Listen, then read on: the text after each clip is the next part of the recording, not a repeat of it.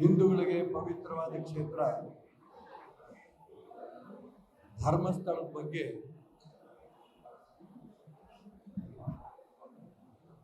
ಅನುಮಾನ ಹುಟ್ಟುವಂತ ರೀತಿಯಲ್ಲಿ ನೂರಾರು ಹೆಣಗಳನ್ನು ಹುಟ್ಟಾಕಿದ್ದೇವೆ, ಸಾವಿರಾರು ಹೆಣಗಳನ್ನು ಹುಟ್ಟಾಕಿದ್ದೇವೆ. ಈ ರೀತಿ ಹಿಂದೂ ಸಮಾಜದ ಮೇಲೆನೆ ಅಪಮಾನ ಮಾಡೋ ರೀತಿಯಲ್ಲಿ, ಧರ್ಮಸ್ಥಳದ ಪುಣ್ಯಕ್ಷೇತ್ರಕ್ಕೆ ಅಪಮಾನ ಮಾಡೋ ರೀತಿಯಲ್ಲಿ, ಪೂಜ್ಯ ವೀರೇಂದ್ರ ಹೆಗ್ಗಡೆಯವರಿಗೆ ಅಪಮಾನ ಮಾಡೋ ರೀತಿಯಲ್ಲಿ ಕೆಲವು ದುಷ್ಟ ಶಕ್ತಿಗಳು ಮಾಡಿದಂಥ ಪ್ರಯತ್ನ ಸಂಪೂರ್ಣ ವಿಫಲವಾಗಿದೆ ಅನ್ನೋದನ್ನ ಇವತ್ತು ನಾವೆಲ್ಲ ಕಾಣ್ತಾ ಇದ್ದೇವೆ. ರಾಜ್ಯ ಸರ್ಕಾರ ಯಾರು ಒತ್ತಡಕ್ಕೆ ಮಾಡೋದು SIT ಮಾಡೋದು ಗೊತ್ತಿಲ್ಲ, ಆದರೆ SIT ಅಧಿಕಾರಿಗಳು ಬಹಳ ಪ್ರಾಮಾಣಿಕವಾಗಿ ಇದು ತನಿಖೆ ಮಾಡಿದ್ದಾರೆ. ತನಿಖೆ ಮಾಡ್ತಾ ಇರೋಂಥ ಸಂದರ್ಭದಲ್ಲಿ ಅನಾಮಿಕ, ಅವನು ಯಾರೋ ಪುಣ್ಯಾತ್ಮ, ಭಗವಂತನಿಗೂ ಗೊತ್ತಿಲ್ಲ, ಅವನು ತೋರಿದಂಥ ಜಾಗದಲ್ಲಿ ಎಲ್ಲ ಕಡೆನೂ ಗುಂಡಿಗಳು ತೆಗೆದಿದ್ದಾರೆ. 18 ಅಡಿ ತನಕ ಗುಂಡಿ, ಯಾರು ಹೆಣವನ್ನು ಉಳ್ಬೇಕಾದ್ರೆ 18 ಅಡಿ ತನಕ ಹೆಣ ಗುಂಡಿ ತೋಡ್ತಾರೋ ನನಗಂತೂ ಗೊತ್ತಿಲ್ಲ, ಆದ್ರೆ 18 ಅಡಿ ತನಕ ಗುಂಡಿ ತೆಗೆಸಿದ್ದಾರೆ. ಹಾಗಾಗಿ ಸಂಪೂರ್ಣ ಸುಳ್ಳಾಗಿರೋಂಥ ಈ ಸಂದರ್ಭದಲ್ಲಿ ಇಡೀ ಸಮಾಜಕ್ಕೆ ನ್ಯಾಯ ಕೊಡ್ಬೇಕು. ಇವಾಗ ಪವಿತ್ರವಾದ ಧರ್ಮಸ್ಥಳ ಕ್ಷೇತ್ರಕ್ಕೂ ಅಪಮಾನ ಆಗಿದ್ದಕ್ಕೆ ಅದಕ್ಕೂ ನ್ಯಾಯ ಬೇಕು, ವೀರೇಂದ್ರ ಹೆಗ್ಗಡೆಗೆ ಅಪಮಾನ ಆಗಿದೆ ಅದಕ್ಕೂ ಕೂಡ ನ್ಯಾಯ ಬೇಕು, ಇಡೀ ಹಿಂದೂ ಸಮಾಜಕ್ಕೆ ಅಪಮಾನ ಮಾಡಿಕೊಟ್ಟಿದ್ದಾರೆ ಅದಕ್ಕೆ ನ್ಯಾಯ ಬೇಕಾಗಿದೆ. ಅದಕ್ಕೋಸ್ಕರ ಆ ಅನಾಮಿಕನ ತಕ್ಷಣ ಅರೆಸ್ಟ್ ಮಾಡಬೇಕು.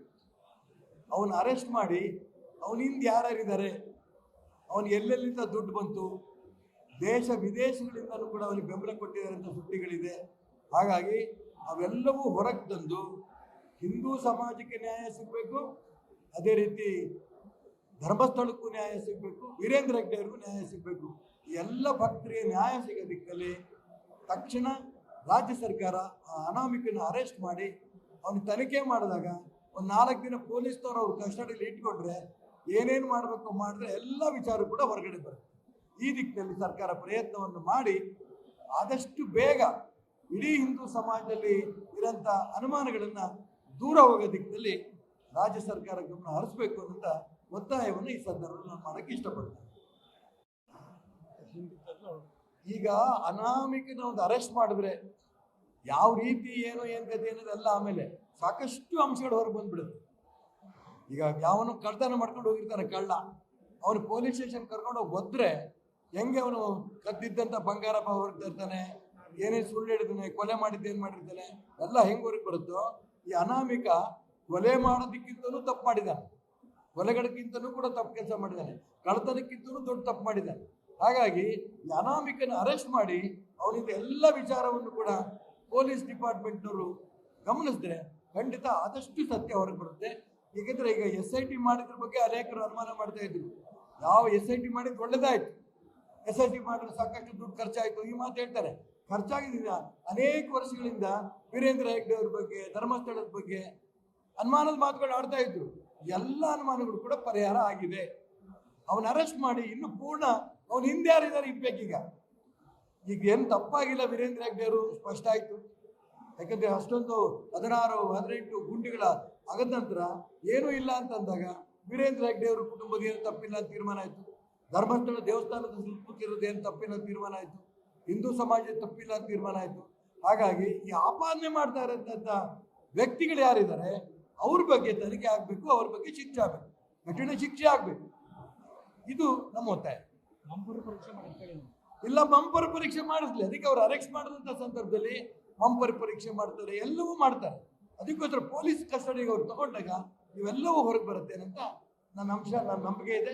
ಈ ದಿಕ್ಕಲ್ಲಿ ಸರ್ಕಾರ ತಕ್ಷಣ, ಯಾಕಂದ್ರೆ ಇನ್ನೂ ದುಡ್ತಾ ಹೋಗ್ಬಾರ್ದು. ಈಗ 18 ಕಡೆ ಆಗಿದೆ, ಇನ್ನೂ ಅವ್ನು ಅಲ್ಬೇಕು ಇಲ್ಬೇಕು, ಇಲ್ಲಿ ಇನ್ನೂ 100 ಗುಂಡಿ ಬೇಕು ಇರ್ತಾನೆ. ಅವ್ರು ಹೇಳೋದ್ ಕಡೆಲ್ಲ ಗುಂಡಿ ತೆಗಿಯಕ್ಕಾಗತ್ತಾ?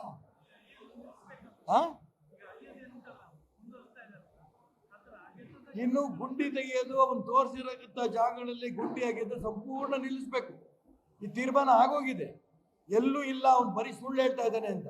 ಇದು ಅಪಪ್ರಚಾರ ಮಾಡೋಂಥ ವ್ಯವಸ್ಥೆ ಇದು. ಯಾರೋ ಎಡಪಂಥೀಯರು ಮಾಡೋಂಥ ಒಂದು ದೇವ್ರ ಬಗ್ಗೆ ನಂಬಿಕೆ ತರೋದು, ವೀರೇಂದ್ರ ಹೆಗ್ಗಡೆ ಕುಟುಂಬರ ಬಗ್ಗೆ ಅಪಮಾನ ಮಾಡಬೇಕು ಅಂತ ಹೊರಟ್ರಂತ ಒಂದು ಷಡ್ಯಂತ್ರ ಇದೆ.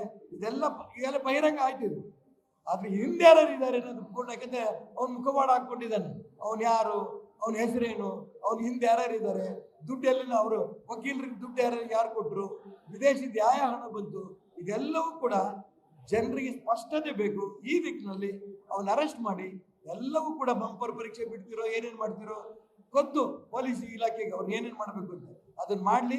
SIT ನಾನು ಅಭಿನಂದನೆ ಸಲ್ಲಿಸ್ತೀನಿ, ಬಹಳ ಪ್ರಾಮಾಣಿಕವಾಗಿ ಅವ್ರ ಕೆಲಸ ಮಾಡಿದ್ದಾರೆ.